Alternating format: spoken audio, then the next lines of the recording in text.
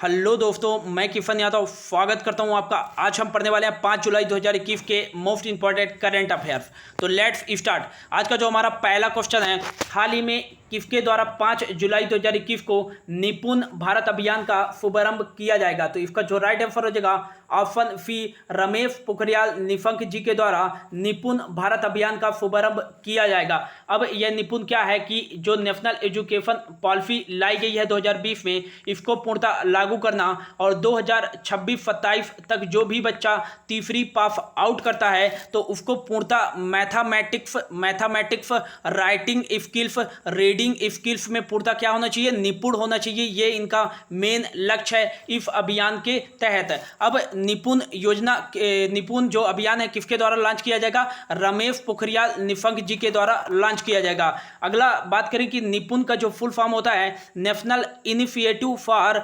Proficiency in reading with understanding and numeracy. Ramesh Pokhriyal Nishank ji जो वर्तमान में हैं वो हैं सेंट्रल एजुकेशन मिनिस्टर। पहले ये थे मानव संसाधन विकास मंत्री, एचडीआई मिनिस्टर, लेकिन एचडीआई मिनिस्ट्री का नाम बदल करके सेंट्रल एजुकेशन मिनिस्ट्री कर दिया गया है। ये लोकसभा सदस्य हैं और इनका जो संवैधानिक क्षेत्र है वो है हरिद्वार, उत्तराखंड।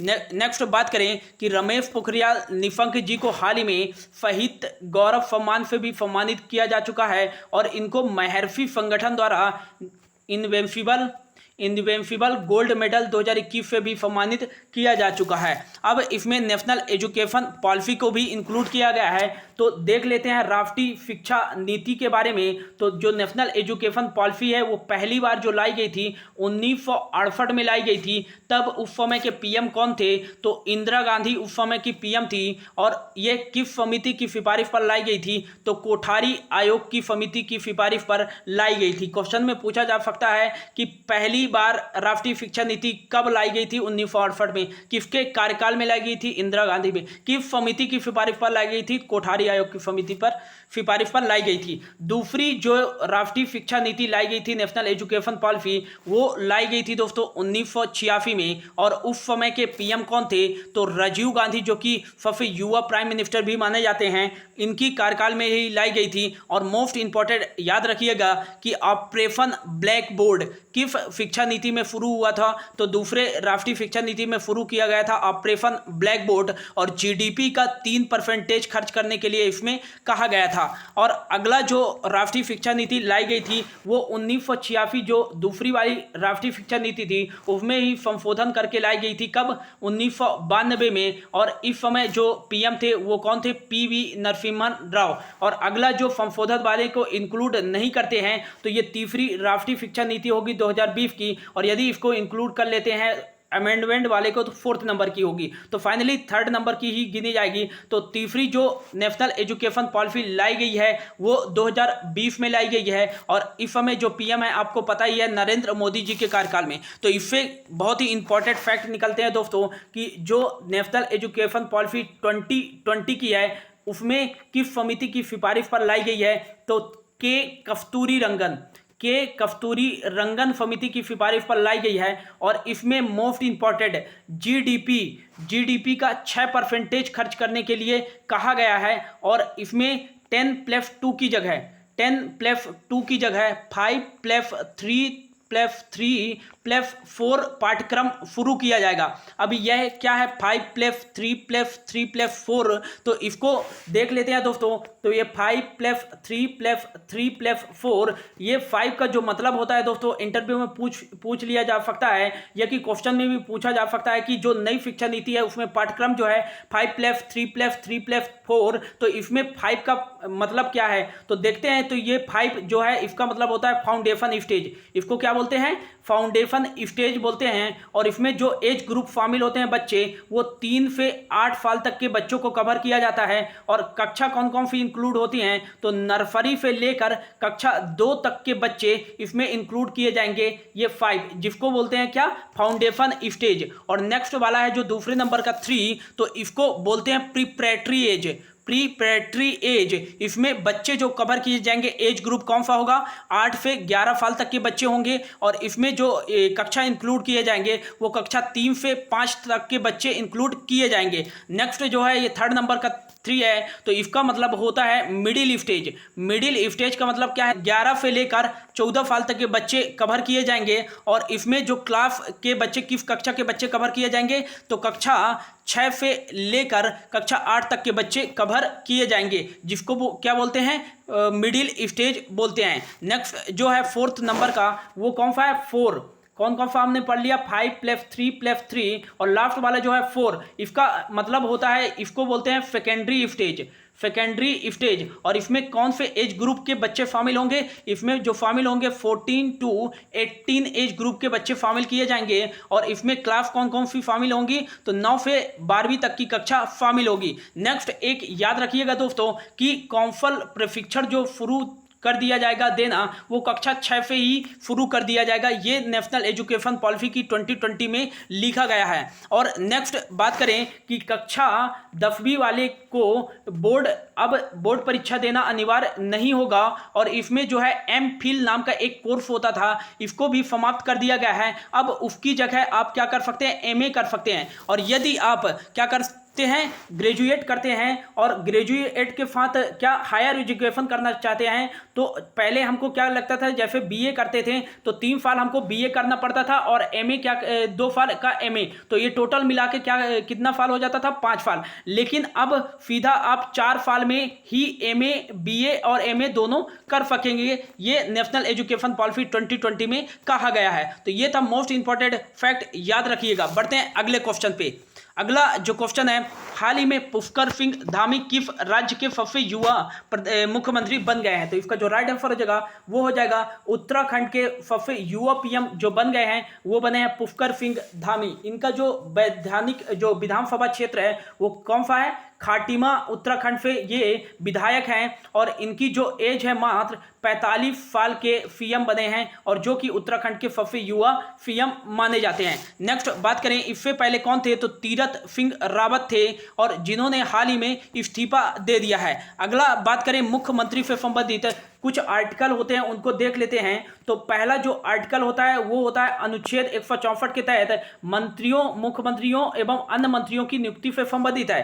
पहला जो इसका सब आर्टिकल होता है 164 का 1st नंबर, तो इसके तहत क्या होता है कि जो मंत्री हैं, मंत्री, मुख्यमंत्री और अन्य राज्य मंत्री हैं, उनकी नियुक्ति राज्यपाल के द्वारा की जाएगी। यह आर्टिकल 164 का सब आर्टिकल 1 कहता है।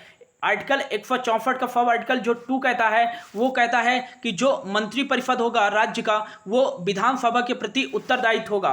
अगला जो 164 का सब आर्टिकल 3 कहता है वो कहता है कि जो मंत्री होंगे उसको शपथ किसके द्वारा दिलाया जाएगा, राज्यपाल के द्वारा दिलाया जाएगा मुख्यमंत्री को। अगला जो मोस्ट इंपॉर्टेंट है कि आर्टिकल 164 का 4 सब आर्टिकल कहता है कि यदि कोई व्यक्ति क्या है, सीएम है और वह ना तो राज्य के विधानमंडल, दोनों विधानमंडल का क्या मतलब क्या हो जाएगा, एक हो जाता है, इसमें इंक्लूड हो जाता है विधानसभा और विधान परिषद भी इंक्लूड हो जाता है। तो यदि कोई व्यक्ति उस राज्य का सीएम है और ना तो विधानसभा का सदस्य है और ना विधान परिषद का सदस्य है, तो वो व्यक्ति केवल राज्य का सीएम कितने दिन के लिए रह सकता है, 6 महीने तक ही रह सकता है। 6 महीने के अंदर अंदर उसको या तो चुनाव लड़ना पड़ेगा विधानसभा से, और या कि विधान परिषद का सदस्यता लेनी पड़ेगी। तो यदि वह 6 महीने के अंदर दोनों में से किसी एक विधानसभा का या विधान परिषद का सदस्यता ग्रहण कर लेता है, तब वह अपना कार्यकाल आगे जारी रख सकता है, नहीं तो उसकी सदस्यता 6 महीने बाद समाप्त हो सकती है और वह सीएम नहीं बन सकता है। तो ये 164 का सब आर्टिकल 4 कहता है। अगला जो है 164 का आर्टिकल सब आर्टिकल 5, ये मंत्रियों के वेतन भत्तों से संबंधित है। तो ये था कुछ इंपॉर्टेंट मुख्यमंत्रियों से संबंधित आर्टिकल। अगला बात करें कि मुख्यमंत्री को शपथ किसके द्वारा दिलाई जाती है, तो ये दिलाई जाती है दोस्तों किसके द्वारा, राज्यपाल के द्वारा दिलाई जाती है। अगला बात करें, यह उत्तराखंड के सीएम बने हैं, तो उत्तराखंड के बारे में देख लेते हैं। तो उत्तराखंड का मैप देखें इंडिया के मैप में, तो कुछ ऐसे लोकेटेड करता है, आधा ही बना लेते हैं। तो उत्तराखंड कहाँ पास लोकेटेड करता है, तो यहाँ पर आप लोकेटेड करता है इंडिया के मैप में उत्तराखंड, जिसकी जो पूर्वी सीमा लगती है, सॉरी उत्तरी सीमा जो लगती है चीन और तिब्बत के साथ लगती है। इसकी जो पूर्वी सीमा लगती है वो नेपाल के साथ लगती है। इसकी जो पश्चिमी सीमा लगती है वो हिमाचल प्रदेश के साथ लगती है। और इसकी जो दक्षिणी सीमा लगती है दोस्तों वो किसके साथ लगती है? उत्तर प्रदेश के साथ लगती है। उत्तराखंड का जो गठन किया गया था 9 नवंबर 2000 को गठन किया गया था। और इसके जो वर्तमान में सीएम बने हैं कौन? पुष्कर सिंह धामी। और यहाँ के जो राज्यपाल हैं वो कौन है? बेबी रानी मौर्य। उत्तराखंड के बारे में और बात करें तो यहाँ की जो कैपिटल है, 3 कैपिटल हैं। यहाँ की जो विंटर कैपिटल है वो कौन सी है? देहरादून है, देहरादून। यहाँ की जो समर कैपिटल है वो कौन सी है? वो गैरफैन है, हाल ही में बनाया गया था गैरफैन। और यहाँ की जो जुडिशरी कैपिटल है मतलब न्यायिक राजधानी है वो कौन सी है? नैनीताल है। उत्तराखंड का जो उच्च न्यायालय है वो कहाँ स्थित है? नैनीताल में ही स्थित है। और यहाँ के जो मुख्यमंत्री हैं वो कौन है? राघवेंद्र सिंह चौहान है। और आगे बात करें तो उत्तराखंड में का जो विधानमंडल है, विधानमंडल वो एक सदनी है। एक सदनी मतलब कहें तो यहाँ केवल विधानसभा है, विधान परिषद नहीं है। तो विधानसभा की कुल सीटें कितनी है? यहाँ 70 है। अगला बात करें यहाँ का जो DLR नंबर है वो 130503 है। 13 डिस्ट्रिक्ट है यहाँ। लोकसभा सीटें 5 है, राज्यसभा सीटें कितनी हैं? 3 है। उत्तराखंड से याद रखिएगा कि भारत का जो पहला नेशनल पार्क था कौन सा? Hailey national park. ये जिम कॉर्बेट नेशनल पार्क कहाँ लोकेटेड है? तो ये उत्तराखंड में ही स्थित है। 1936 में इसकी स्थापना की गई थी। और पहला टाइगर प्रोजेक्ट जो भारत में आया था जिसके जन्मदाता कैलाश सांखला माने जाते हैं, 1973 में भारत में पहला टाइगर जो प्रोजेक्ट लाया गया था किस नेशनल पार्क में लाया गया था? तो जिम कॉर्बेट नेशनल पार्क में ही लाया गया था। उत्तराखंड में ही है Nanda Devi national park, Nanda Devi national park. Uttarakhand में ही है Rajaji national park, Rajaji national park. Uttarakhand में ही है फूलों की घाटी नेशनल पार्क। उत्तराखंड में ही है गंगोत्री नेशनल पार्क। उत्तराखंड में ही है गोविंद पशु वन विहार नेशनल पार्क। उत्तराखंड में है कुछ फेमस झील, भीमताल झील, भीमताल झील, फतताल झील, राकफताल झील। जिस भी झील के अंत में आपको ताल लगा दिखे तो वो उत्तराखंड में ही लोकेटेड है 99% दोस्तों। तो ये था उत्तराखंड के बारे में कुछ इंपॉर्टेंट स्टैटिक फैक्ट। और यहाँ का करंट फैक्ट की बात करें दोस्तों तो हाल ही में उत्तराखंड में भारत का पहला लाइकेन पार्क खोला गया है, स्थापना की गई है। और अगला जो बात करें कि भारत का पहला फॉरेस्ट हीलिंग सेंटर कहाँ स्थापित किया गया है? तो यह रानीखेत उत्तराखंड में ही स्थापना की गई है इसकी। अगला बात करें मिशन हौसला, मिशन हौसला किस राज्य सरकार के द्वारा लॉन्च किया गया है? तो कोविड-19 पेशेंट की मदद करने के लिए मिशन हौसला उत्तराखंड राज्य सरकार द्वारा ही शुरू किया गया है। अगला बात करें बातफल योजना, बातफल योजना किस राज्य सरकार के द्वारा शुरू की गई है? तो जो भी कोविड-19 से अनाथ हुए बच्चे हैं उनकी मदद करने के लिए, वित्तीय सहायता करने के लिए यह बातफल योजना उत्तराखंड राज्य सरकार द्वारा शुरू की गई है। इसमें 3000 रुपये पर मंथ दिए जाएंगे और सरकारी नौकरियों में 5% का आरक्षण दिया जाएगा ऐसे बच्चे जो कोविड-19 के कारण अपने माता पिता को खो दिए हैं या किसी एक को अनाथ हो गए हैं। अगला है कि उत्तराखंड के रानीखेत में ही भारत और उज्बेकिस्तान के बीच में एक दफ्तलिक नाम का एक्सरसाइज शुरू किया गया है या हो चुका है। ये था उत्तराखंड के बारे में कुछ इंपॉर्टेंट फैक्ट। बढ़ते हैं अगले क्वेश्चन पे। अगला जो क्वेश्चन है, हाल ही में एशिया के सबसे लंबे हाई स्पीड ट्रैक का उद्घाटन कहाँ किया गया है? तो इसका जो राइट आंसर हो जाएगा वो हो जाएगा ऑप्शन ए, मध्य प्रदेश के आर्थिक राजधानी कही जाती है इंदौर में ही एशिया के सबसे लंबे हाई स्पीड ट्रैक का उद्घाटन किया गया है। इसका जो लंबाई टोटल है वो है 11.03 किलोमीटर। इसमें क्या किया जाएगा कि जो भी लग्जरी गाड़ी होंगी, जो भी हाई स्पीड वाली 2 व्हीलर होंगी, उनका जो परीक्षण किया जाएगा वो इसी ट्रैक में किया जाएगा। और यह एशिया का सबसे लंबा क्या है? हाई स्पीड ट्रैक है और दुनिया का 5वां सबसे बड़ा है। अगला बात करें इंदौर में इसकी स्थापना है मिनिस्ट्री ऑफ हैवी इंटरप्राइजेस कौन है? प्रकाश जावड़ेकर के द्वारा इसका उद्घाटन वर्चुअली रूप से किया गया है। अगला इंदौर के बारे में बात करें तो ये 4थी बार देश का सबसे स्वच्छ शहर स्वच्छता अवार्ड जीतता आ रहा है इंदौर। और इंदौर में ही ग्रीन फंगस का पहला मामला भारत में किस शहर में आया था? इंदौर में मिला है। अगला बात करें कि रसायन का छिड़काव करने के लिए ड्रोन का उपयोग करने वाला भारत का पहला शहर कौन सा है? तो वो कौन सा है? इंदौर ही है। इंदौर को मध्य प्रदेश की आर्थिक राजधानी के रूप में भी जाना जाता है। इसको मिनी मुंबई भी कहा जाता है। क्या कहा जाता है? मिनी मुंबई भी कहा जाता है इंदौर को। बढ़ते हैं अगले क्वेश्चन पे। अगला जो क्वेश्चन है, हाल ही में किस देश ने 4 जुलाई को अपना 245वां बर्फगार्ड बनाया है? तो इसका जो राइट आंसर हो जाएगा ऑप्शन बी, अमेरिका ने ही 4 जुलाई को अपना 245वां बर्फगार्ड बनाया है। जी हाँ दोस्तों, 4 जुलाई 1776 को अमेरिका ब्रिटिश साम्राज्य से क्या हुआ था? स्वतंत्र हुआ था। और इस स्वतंत्रता के घोषणा पत्र में किसने हस्ताक्षर किया था? तो थॉमस और बेंजामिन फ्रैंकलिन ने अमेरिका की तरफ से क्या किया था? हस्ताक्षर किया था। अगला बात करें कि अमेरिका के बारे में, तो अमेरिका की जो राजधानी है दोस्तों, इसकी जो कैपिटल है वो कौन सी है? वो है वाशिंगटन डीसी। वाशिंगटन डीसी का जो फुल फॉर्म होता है वो होता है डिस्ट्रिक्ट ऑफ कोलंबिया। अगला जो है यहाँ की जो लार्जेस्ट सिटी है वो कौन सी है? न्यूयॉर्क सिटी है, न्यूयॉर्क सिटी। अगला है कि यहाँ का जो वर्तमान में प्रेसिडेंट हैं वो 46वें नंबर के हैं। कौन? जॉय बिडेन हैं। और ये किस पार्टी से बिलोंग करते हैं? तो डेमोक्रेटिक पार्टी से बिलोंग करते हैं। इन्होंने हाल ही में किसको हरा के बने हैं? तो 45वें नंबर के रिपब्लिकन पार्टी के डोनाल्ड ट्रंप को हरा करके ये 46वें नंबर के राष्ट्रपति बने हैं। कहाँ के? अमेरिका के। यहाँ के जो वाइस प्रेसिडेंट है अमेरिका की वो कौन है? भारतीय मूल की ही हैं। वो कौन है? कमला हैरिस। कमला हैरिस यहाँ के वाइस प्रेसिडेंट हैं। और इनकी ये कौन से नंबर के हैं? तो 49 नंबर के हैं। ये भी डेमोक्रेटिक पार्टी से बिलोंग करती हैं। अगला बात करें यहाँ की जो सांसद का नाम है, तो अपर हाउस। जैसे अपने यहाँ अपर हाउस होता है, अपर हाउस को क्या बोलते हैं? राज्यसभा।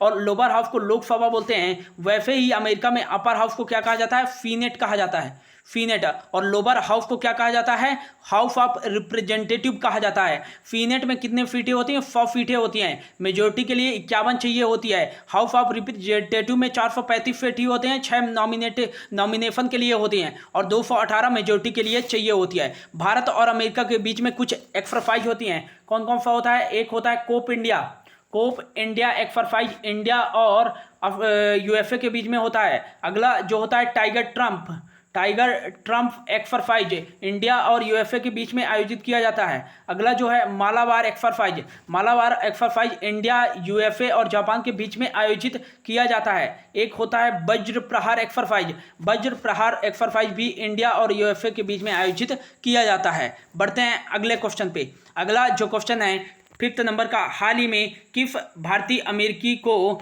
भारत में अमेरिका का नया राजदूत नियुक्त किया गया है? तो ये भारतीय मूल के ही है दोस्तों, जिसे अमेरिका की तरफ से भारत में राजदूत नियुक्त किया गया है। वो कौन है? अतुल कश्यप हैं। ये भारतीय मूल के ही हैं। इनके नियुक्त होने से भारत और अमेरिका के बीच भी संबंध और गहरा हो गया है। अगला बात करें कि अमेरिका के जो नए राजदूत बने हैं भारत में वो कौन बने? अतुल कश्यप हैं। लेकिन भारत के राजदूत अमेरिका में कौन है? तो वो है तरनजीत सिंह संधू। अरुण वेंकट रमन की बात करें तो इनको यूएसए में ही जो वाणिज्यिक विभाग है उसका क्या नियुक्त किया गया है? डायरेक्टर जनरल नियुक्त किया गया है। रणजीत सिंह दिफालो को वर्ल्ड बैंक में क्या नियुक्त किया गया है? शिक्षा सलाहकार के रूप में नियुक्त किया गया है। एक याद रखिएगा दोस्तों, नीता टंडन ये भारतीय मूल की ही हैं और इन्हें यूएसए के जो व्हाइट हाउस है वहाँ के जो प्रेसिडेंट है जॉय बिडेन का वरिष्ठ सलाहकार नियुक्त किया गया है। एक याद रखिएगा भारतीय मूल की हैं बनीता गुप्ता को दोस्तों यूएसए में ही एसोसिएट अटॉर्नी जनरल के रूप में नियुक्त किया गया है और ये पहली भारतीय मूल की व्यक्ति या महिला बन गई हैं। अगला जो क्वेश्चन है 6 नंबर का, हाल ही में डायना पुरस्कार 2021 से किसे सम्मानित किया गया है? तो कोविड-19 महामारी के दौरान समाज की सेवा करने के लिए इन तीनों को, कैफ अली, फना मितर और देवांशी रंजन उपयुक्त सभी को डायना पुरस्कार 2021 से सम्मानित किया गया है। अगला जो क्वेश्चन है 7 नंबर का, हाल ही में किस बैंक ने 1 जुलाई को अपना 66वां स्थापना दिवस बनाया है? तो इसका जो राइट आंसर हो जाएगा ऑप्शन डी, एफबीआई बैंक ने 1 जुलाई को अपना 66वां स्थापना दिवस बनाया है। एफबीआई बैंक की बात करें तो bank of Calcutta, bank of Bombay और बैंक ऑफ मद्रास को मिला करके, इन तीनों को मिला करके 27 जुलाई 1927 को एक बैंक की स्थापना की गई और उसका नाम था इंपीरियल बैंक ऑफ इंडिया। इसकी स्थापना की गई, लेकिन इंपीरियल बैंक ऑफ इंडिया को 1 जुलाई 1955 को इसको किसमें राष्ट्रीयकरण कर दिया गया? एफबीआई बैंक के रूप में इसका राष्ट्रीयकरण कर दिया गया इंपीरियल बैंक ऑफ इंडिया का। तो स्टेट बैंक ऑफ इंडिया की स्थापना कब की गई? तो 1 जुलाई 1955 को की गई स्टेट बैंक ऑफ इंडिया की स्थापना। अगला जो है कि स्टेट बैंक ऑफ इंडिया का मुख्यालय कहाँ है? तो ये है मुंबई, महाराष्ट्र में, और इसके जो अध्यक्ष हैं वो कौन है वर्तमान में? दिनेश कुमार खारा हैं। अगला बात करें तो यह देश का सबसे ऋणदाता वाला बैंक है स्टेट बैंक ऑफ इंडिया। अभी रिपोर्ट आई थी कि भारत का सबसे अंतर्राष्ट्रीय बैंक जो था वो कौन सा था? डीबीएफ बैंक था, लेकिन एफबीआई बैंक की रैंक क्या थी? तो वो 7वें नंबर की थी रैंक इसकी। अगला बात करें कि एचडीएफसी बैंक है ऑप्शन पे, तो हाउसिंग डेवलपमेंट फाइनेंस कॉर्पोरेशन इसका फुल फॉर्म हो जाएगा। इसकी स्थापना 1994 में की गई थी। अतनु चक्रवर्ती इसके अध्यक्ष हैं। शशिधर जगदीशन जो हैं इसके कौन है? सीईओ हैं। और अगला बात करें हाल ही में फलाम दिल से पहल किसके द्वारा शुरू किया गया है? तो एचडीएफसी बैंक के द्वारा शुरू किया गया है। राष्ट्रीय चिकित्सक दिवस के अवसर पर डॉक्टरों को क्या देने के लिए? सम्मान देने के लिए यह पहल शुरू किया गया है। ICICI bank industrial credit investment corporation of India इसका फुल फॉर्म हो जाएगा। और हाल ही में इन्होंने क्या सैल्यूट डॉक्टर पहल शुरू किया है। इसके तहत कोई भी डॉक्टर क्या अपनी बिजनेस को फैलाने के लिए या क्लिनिक खोलने के लिए या चिकित्सा उपकरण लेने के लिए, कुछ भी अस्पताल बिल्डअप करने के लिए उनको 10 करोड़ तक ऋण ले सकते हैं इस पहल के द्वारा, जो कि आईसीआई बैंक द्वारा शुरू की गई है। और आईसीआई बैंक द्वारा एक और शुरू की गई थी पहल, वो कौन था? मर्चेंट स्टॉक, जो कि यह व्यापारियों के लिए था। डीबीएफ बैंक है दोस्तों ऑप्शन सी पे। तो डेवलपमेंट बैंक ऑफ सिंगापुर, ये भारत का सर्वश्रेष्ठ अंतर्राष्ट्रीय बैंक था, जिसका मुख्यालय कहाँ? सिंगापुर में। इसका कई शाखाएं भारत में हैं। और प्रवीण गुप्ता जो हैं वो कौन है? इसके सीईओ हैं। अगला जो क्वेश्चन है और लास्ट क्वेश्चन है हमारा, हाल ही में अंतर्राष्ट्रीय सहकारिता दिवस किस दिन बनाया गया है? तो इसका जो राइट आंसर हो जाएगा, जुलाई के पहले शनिवार को बनाया जाता है अंतर्राष्ट्रीय सहकारिता दिवस। और ये कब बनाया गया है? 3 जुलाई को बनाया गया है। 1 जुलाई को बात करें तो राष्ट्रीय चार्टर्ड अकाउंटेंट दिवस बनाया गया है। 1 जुलाई को ही बनाया गया है जीएसटी दिवस। और 1 जुलाई को ही बनाया गया है दोस्तों राष्ट्रीय चिकित्सक दिवस। और ये किसकी जयंती पर बनाया जाता है? बिधान चंद्र राय की जयंती पर बनाया जाता है। और इनको 1961 में भारत रत्न से भी पुरस्कृत किया गया था। और यह वेस्ट बंगाल के दूसरे सीएम भी रहे हैं और भारत के महान डॉक्टरों में से एक हैं बिधान चंद्र राय जी। और 2 जुलाई को बनाया जाता है विश्व खेल पत्रकार दिवस।